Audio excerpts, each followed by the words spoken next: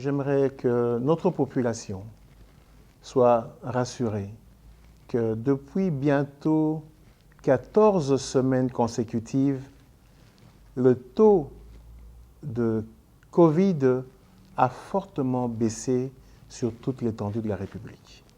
Voilà une première raison qui a motivé le gouvernement, à travers le ministère de la Santé publique, Hygiène et Prévention, à proposer au Conseil des ministres la suspension des tests Covid à l'entrée du territoire national et également en sortant du pays pour les personnes qui ont fait tous les vaccins nécessaires. L'arrêté vient simplement dire ceci. Pour les personnes qui ont fait les vaccins contre la Covid-19, ça dépend maintenant des différentes normes pays. En ce qui concerne la République démocratique du Congo, pour certains types de vaccins, il faut faire 2 doses de vaccin. Pour le vaccin qu'on appelle one shot, donc à une seule dose suffit. Mais du moment qu'on a sa couverture de vaccin contre la Covid-19 complète, on peut quitter le pays sans devoir faire de tests Covid-19 et également on peut revenir au pays sans avoir l'obligation de faire un test Covid-19 à partir du pays de provenance. C'est important.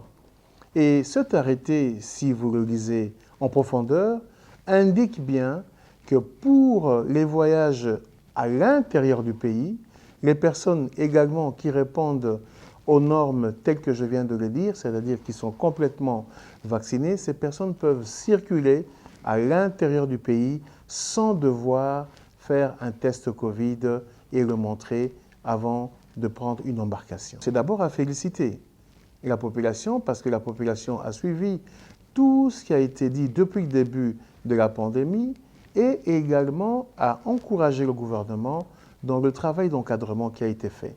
Parce qu'aujourd'hui, les cas Covid sont tellement bas.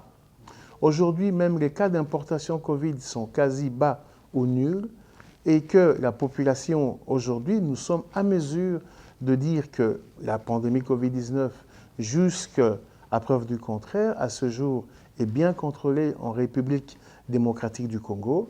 Nous faisons, comme dans beaucoup de pays d'ailleurs à travers le monde, nous allégeons les mesures pour une facilité à la population. J'ai bien dit suspension des mesures parce que c'est une pandémie.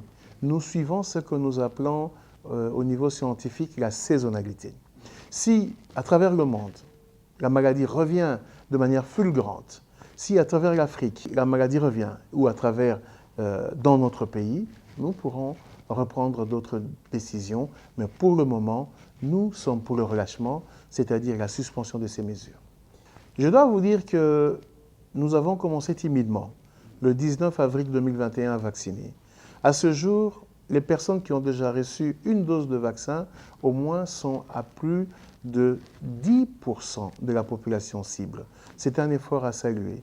Et au niveau des personnes qui ont eu les 2 doses de vaccin ou les doses complètes de vaccin, nous sommes à plus de 6% de personnes vaccinées. C'est un effort parce que si je vous dis que depuis le début de la vaccination, au 19 avril 2021 jusqu'en janvier 2022, nous n'avions vacciné que 800 000 personnes. Mais en 4 mois, nous avons vacciné plus de 5 millions de personnes. Donc un effort a été fait au niveau du gouvernement, à travers le ministère de la Santé, parce que le plan d'accélération que nous avons mis en place pour vacciner a marché et les gens ont adhéré. Un exemple qui dit tout, c'est le mois de mai. Au mois de mai 2022, nous avons vacciné 1 million de personnes en un mois. Donc nous sommes quasi certains que la population adhère à la vaccination. Nous poussons la population à se faire vacciner. D'ailleurs, les mesures qui ont été prises, tendant à alléger les contraintes pour accéder au territoire et sortir après la vaccination, sont à encourager la vaccination. Je peux dire qu'aujourd'hui, il y a des gros efforts qui ont été faits en RDC, parce que les chiffres le montrent. Nous sommes parmi les bons élèves en termes de cas, parce que les cas sont faibles en République démocratique du Congo.